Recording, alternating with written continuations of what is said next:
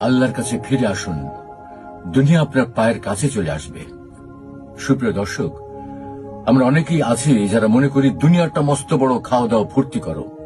কেউ কেউ এটাকে অন্যভাবে বলে, life is short, live it up. জীবন ক্ষণিকের, তাই দুশ্চিন্তা করে লাভ কি, যত পারো এনজয় করো। আবার কেউ কেউ বলে, দুনিয়া কা মজা লেলো দুনিয়া তোমারা হ্যায়। এই দুনিয়া যত পারো ভোগ করো, এটা শুধুই তোমার।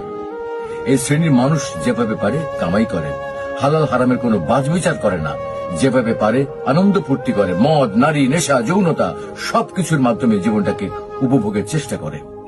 এই মানুষগুলো একসময় এনজয় করতে করতে, ফুর্তি করতে করতে অবশেষে ক্লান্ত হয়ে যায়।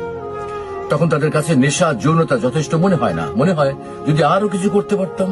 তাই তারা কি করবে ভেবে কুল পায় না।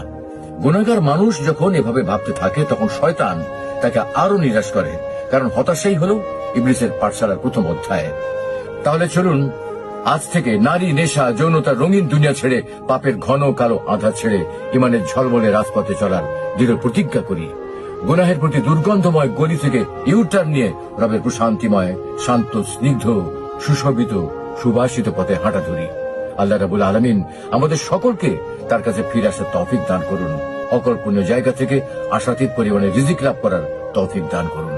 আমিন।